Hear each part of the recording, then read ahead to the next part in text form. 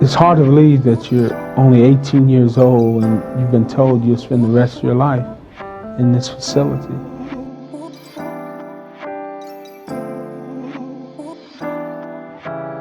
Yeah, I believe it's possible that I could be here the rest of my life. I'm working on my appeal to this day. If you believe that you can or you can't, you're right. Whichever one you choose. If you believe you can do it, you're right. If you believe that you can't, you're still right. This is my sincere prayer. My name is Corey Frazier. I thank y'all for listening to my talk. I'm just a kid from Flint, Michigan. I pray that all y'all have a blessed day on purpose.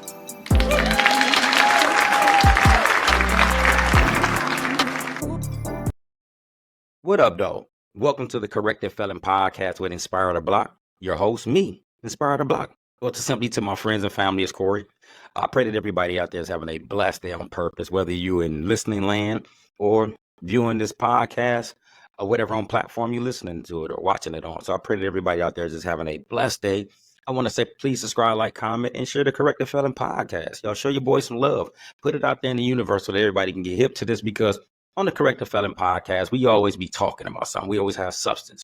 But before I get to what I really want to talk with y'all about today, let's enjoy the moment of hip hop right now. Drake versus everybody. I mean, everybody just throwing dingers and shooting off missiles and going nuclear. Drake standing tall. So I rock with Drake heavy. Kanye West, man, stop. Sit your ass down somewhere. That diss track it wasn't even nothing. Nobody's going to ever remember that. They're going to listen to it for a moment and it's going to be nothing. Rick Ross, whatever. But I do like the fact that Drake and Kendrick, Metro, and Future all going on it hard. J. Cole fell off. He would have been good for the sport. I don't understand why he tapped out like that, after, especially calling himself the greatest. How you gonna tap out, man? This is a sport. Get in there, get busy. Bars. You say you the best. You feeling like Muhammad Ali. Be Muhammad Ali. Get out there with them bars and get busy. Because this is the kind of music that I grew up on in the 90s. I loved it. When Tupac was beefing with Biggie, Dr. Dre was beefing with Eazy-E, with Death Row and Ruthless Records. Compton's Most Wanted was beefing with Tim Dog out of New York. I mean, so, LL Cool J days against Cool Mo D. No, that was great hip hop. So I'm feeling what's going on right now.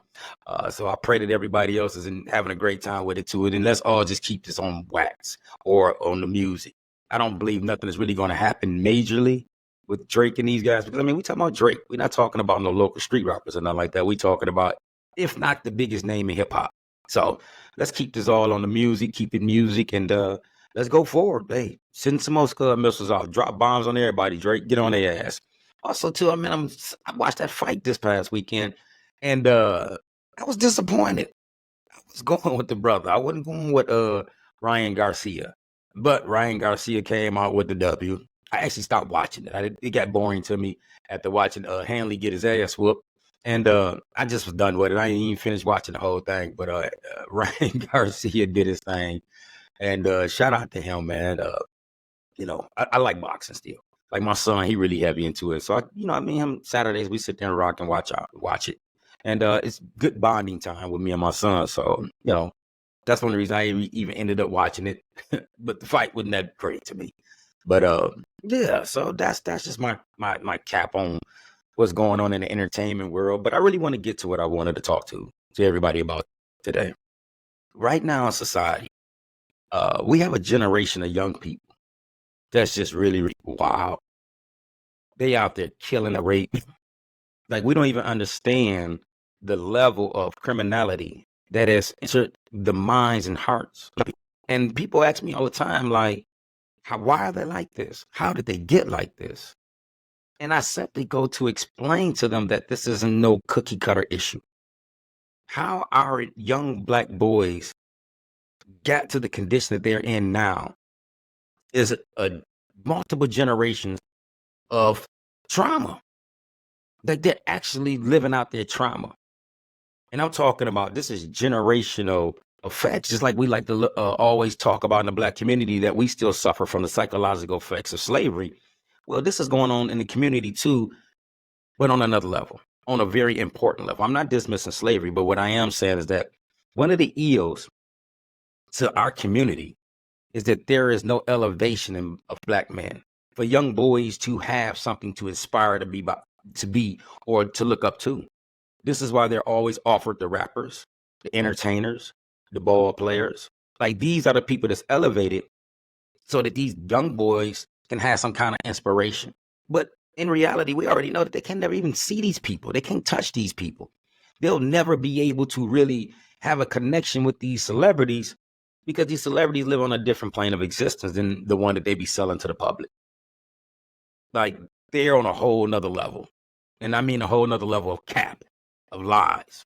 I'm going to get to that a little later in the conversation. But what I really want to talk to is that how can we begin to understand and provide solutions to the streets, to our young people in the streets? I mean, I love our community. I love young black boys, but I hate to see the condition they're in because I was once somebody like that. I was that same young guy. And I understand now at almost 47 years old why I was in the position that I was mentally and emotionally that led me to the streets and ultimately led to my incarceration and me spending over 17 years behind bars. And it all boils down from this. During a time, and I'm talking about maybe mid to late 70s, all the way to the mid 80s. During this time, black people went through economic hardships, especially I know in Flint, Michigan, because this was during the time that General Motors started outsourcing jobs and sending them overseas. My mother worked for General Motors for 33 years, so I understand the impact that General Motors had, not only on our life, but also my city of Flint, Michigan. But during this time, everybody wasn't privy or fortunate to be working in General Motors. Majority of the population wasn't because they were sending these jobs overseas. So during these economic hard times, policy on a local and state level and also the federal level was developed so that if a woman wanted to receive benefits or help from the state during these economic times, no man could be inside the house. Because if there was a man inside the house, then the mother did not, she couldn't apply for these benefits, or she was not eligible for these benefits. Because once again, they were going through economic hardship. And I'm talking about, once again, the mid 70s all the way to the mid 80s.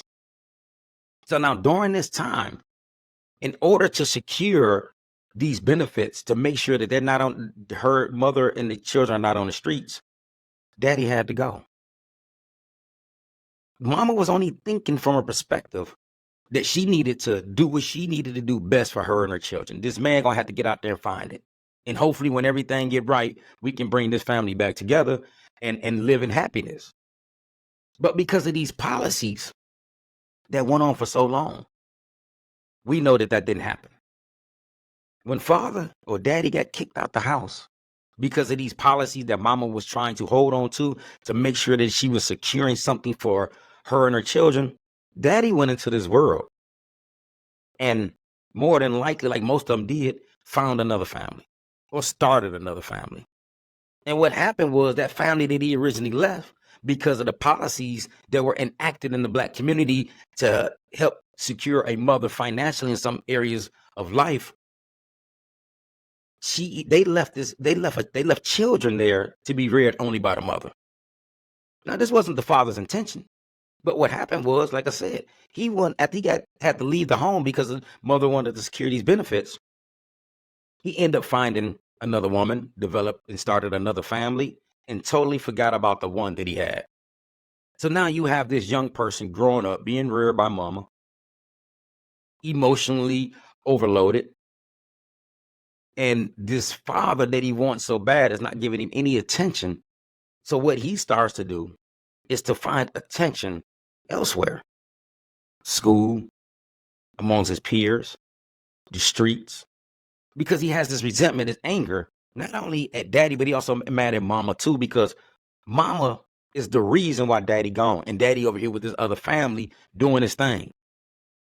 So now things start to become appealing to this young person, like guns, gangs, drugs, skipping school, being disrespectful to elders, being a total terrorist and menace out in the community.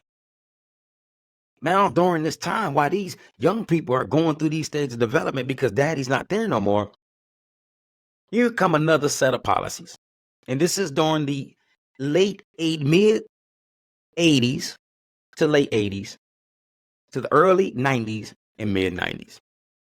They enacted across the country a bunch of tough on crime bills and laws. One of them in particularly the famous 1994 crime bill. So now you have these young boys growing up as teenagers in the community running wild. And now our politicians are starting to enact laws that's going to really affect their future. Like, they're not investing in the community to help these young boys. They're investing politically in the community to do something that they actually did was the boom in the prison complex or prison industry. For example, in Michigan, at one point in time, Michigan had 52 prisons. Michigan went from an industrial state to a prison state because General Motors shipped jobs out of seas. And so now the best economic, or how can I say, revenue that's going to be generated in the state of Michigan came from prison. So once again, let's backtrack a little bit. We got policy that kicked daddy out. Now we got policy that's about to be enacted, and we're going to have a boom in mass incarceration. But during this time that these laws are being into play, these young people growing up without their father, angry, mad at the world, is having children. So now, boom, this generation now is having children, but what we're doing is we're sending them off to prison for very long times. We sending them in droves because of the policies that we're enacting in the community. At one point in time, my generation, me, because I was part of that first generation, a wave of kids, they got caught up in the 1994 crime bill and those policies that trickled down and had an effect on everybody else. So now we're going to prison in droves for very long times. But we're leaving children out here. We're very young. The mothers are very young. The grandmothers are very young. And we're leaving these children out here. Because, newsflash, young people do fuck. They do have sex. Quite often. Way more than when you start getting up in age. They fucking like rabbits. They out there getting busy, getting it in with any and every girl. That's why you got a guy that's 18. He can have 4 baby mamas already. They fucking. But once again, they're going to prison. And so now you're leaving these children out here to be reared. Not only the fact that, daddy ain't around the corner. No, daddy's in prison now. The original fathers in the 70s and 80s, they was there. They wasn't in prison. They were around. You just have to find them. But now this new generation is growing up. They sending them to prison. And so 20, 30, 40 years later, they're coming home. And what they're doing, they're coming home to a generation of children that has no love in their heart. Because these psychological effects was passed down to them. So now, daddy coming home from prison after 20 years, these knuckleheads out here in the streets is man, I'm talking about killing like they fighting wars overseas. Like they literally fighting for the country. This is how they killing. They will kill you in Kroger. They will kill you in Walmart. They will kill you in your car. They will kill you in your sleep. They will kill you just because you don't have to have no beef with them. You can just be run across them on the wrong day and they will kill you. And they will kill you very young. And they don't care about the consequences of their actions, especially now because they can't see the future. But once again, they functioning from a level of anger. They functioning from a level of hate because of the world in which they were brought into. And then the flip side of that is that they have no representation of what a man should be or what a man looks like. Because all the people that they know, their elders, their fathers, homeboys, they in prison or just coming home, trying to figure out life for themselves because they went to prison at 17, 18, 19, 20, 21. They're coming home in their late 30s and early 40s. And they have no respect for this generation of men. So these are the ills in which is going on in the black community with these young people. They hurt. And they don't know why they hurt. In essence, because their brain hasn't fully developed yet. Right? They don't understand in totality that the anger that they have comes from a system that was put in place to put them in the position where they're at right now, to be heartless, to be cold. And it's a sad reality because, once again, like I said, black men are not elevated unless you're a rapper, ball player, or some kind of entertainer or social media influencer. They don't highlight the man, or the black man, I should say, that has his own mechanic shop. They don't highlight the black man that has his own lawn care service. They don't highlight the black man that has his own trucking company. Once again, they highlight the rappers. And the rappers do a piss poor job in communicating correctly to these young people of the reality in which they live. Like, it gets my blood boiling when I see how fake these rappers are. Always claiming the streets, always talking about the streets, but know they live in a gated community. Know that they fly private. Know that they riding in cars that these young people will never get the opportunity to sit in. And in some cities, never be able to see. In Flint, Michigan, you not gonna see no Aventador Lamborghini flying down Welch. Nah, you're not gonna see that. You're not gonna see no $500,000 car. But you can go to YouTube and watch a rapper rap about it in his video or talk about it over an interview. Like, we have to be a community that's going to elevate black men. Show the real black man. Like, they're out here everywhere. But because of the world in which we live in, we don't put that spotlight on these on black men. Like, black men are the essential tool to redirecting the mindset of these young people today. Like, I don't get mad at young people. I don't. You know, it's sad and it's horrible, you know, what they're doing out here in the community, these young boys. Like, it is. It's fucked up. I'm not going to lie about it. But once again, I understand what those shoes were like because I was that young boy. I was that young boy that grew up without his biological father. I had my stepfather. I had other men around. I had uncles and, you know, people that were associated with my stepfather. But there was a part of me that always wanted my daddy. I couldn't understand for the life of me why my daddy didn't love me, why my daddy didn't want to be a part of my life. Even though as I got older, I realized that, or learned that he had a whole nother family. Like, when him and my mother got together, he was already married with a whole nother family. So as a child, I'm not comprehending that. All I know is that I got a mama, I got a daddy. Where's this man at? That's supposed to be my daddy. And then when I do see him, you know, it was very brief. He'd give me a couple dollars and go about his way. But all I ever wanted was to just really spend time with this man and sit down and kick it with him. But I grew up angry to where ultimately I got in them streets. I started gangbanging. I started selling drugs. And I started doing a lot of the things that we see going on today. There is a difference from my time as a teenager growing up in the streets to now. It's sort of a difference. And the reason I'm going to point those out, it's two big differences in my opinion. Well, three. I'm going to put three. One, coming up, we didn't have the weaponry that they have today. The idea that I could shoot 100 rounds in the 90s, gangbanging, no, that didn't even cross our mind because we didn't have access to these weapons. We heard about some of this shit, but we didn't really know that it existed. Like an AK-47, I had never saw one when I was a child or a young person, but I heard about them. Uzis, I saw that, you know, coming up, watching movies about the West Coast or West Coast rappers. And that was another thing that was infused in my generation was gangster music. But let me go back. So, boom, you had a weaponry. That's number one that these young people got. Number two, they have an audience. The internet. Like, they can broadcast or showcase their ignorance to the world. And it won't be a problem to them. But it's full-fledged ignorance. I mean, they kill on social media live.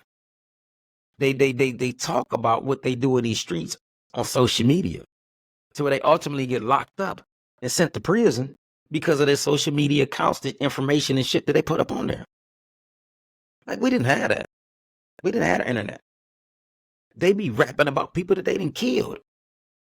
Like, how is this logical?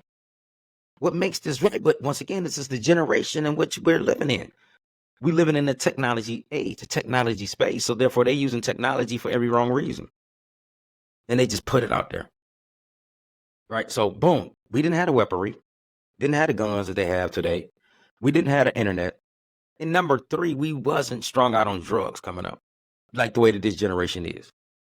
I've never seen so many young people OD like I have in my life. Because when I was coming up, we was drinking beer, drinking liquor, smoking weed. And then I will admit, there was a point in time to where cocaine was introduced to Flint, Michigan, to young people through music from the Dayton family. So yeah, that was a point in time where that was, but most of me and my homeboys, we did it and then we quit it. It wasn't nothing that we was appealing to. It was just talked about. Everybody in Flint was kind of doing it at the time. And we tried it, but that shit wasn't for us. Like, we stayed with the weed, we stayed with the alcohol. But now they got people popping pills, they taking fentanyl, they doing every drug under the sun. So when you take all this, right, you take the guns, you take the internet, and you take the drugs, I mean, you don't know what kind of person this is. There's no way properly or rightfully they're in their minds correctly. It's so warped because of what they have access to. And like I said, me and my generation didn't have that. So these are the things that we got to understand with young people. Like I said, they got access to these guns. Now, I'm a 2A advocate. I believe that people should have the right to defend themselves. But I also believe that the right people should have access to guns. I don't think you just put one in the hands of anybody. I don't. Because everybody's not going to be responsible with this kind of power. And then we have the internet. The internet can be used for various reasons, especially a lot of great reasons. But the idea that these young people broadcast murders on them, man, we live in sad times. We live in dangerous times.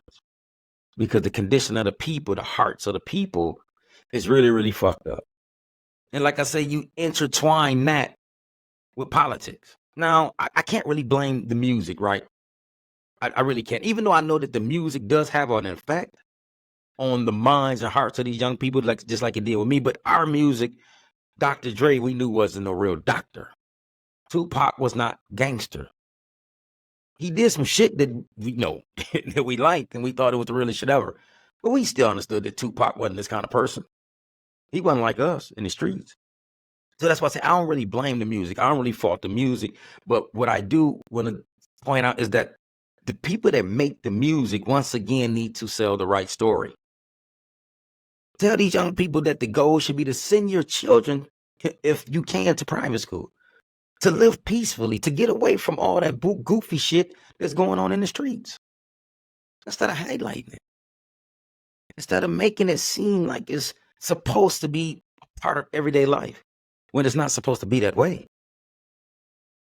Like, we got to start sending out better messages. Why we can't make a self-destruction album or a song like we did in the 80s and 90s?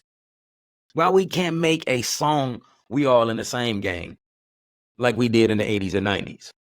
Where the East Coast rappers did self-destruction, and the West Coast rappers did We All in the Same Game. And this was to combat violence in the community. That's what I say. But these kind of songs nowadays, the executives, the people that's over the rappers, they don't want this kind of music out there. So these young people only forced to produce and make the kind of music that their employers want them to make. So that's why I'm not mad at it. But at the same time, you can get on social media and tell a real story. Explain how you're supposed to try to make it out the hood. Not get rich and go back and get killed. Get rich and go back and do dumb shit like we see these rappers or these entertainers be doing. Right? So we need to start selling the real message and telling the real story about the life of a rapper. Because the life of a rapper is not really what they selling to the people. And that's fucked up. And we got to do something about that. Check this out, people. I appreciate your time, your energy, for tapping in and rocking with your boy time in and time out on the Corrective Felon Podcast. I thank y'all. Please subscribe, like, comment, and also share it.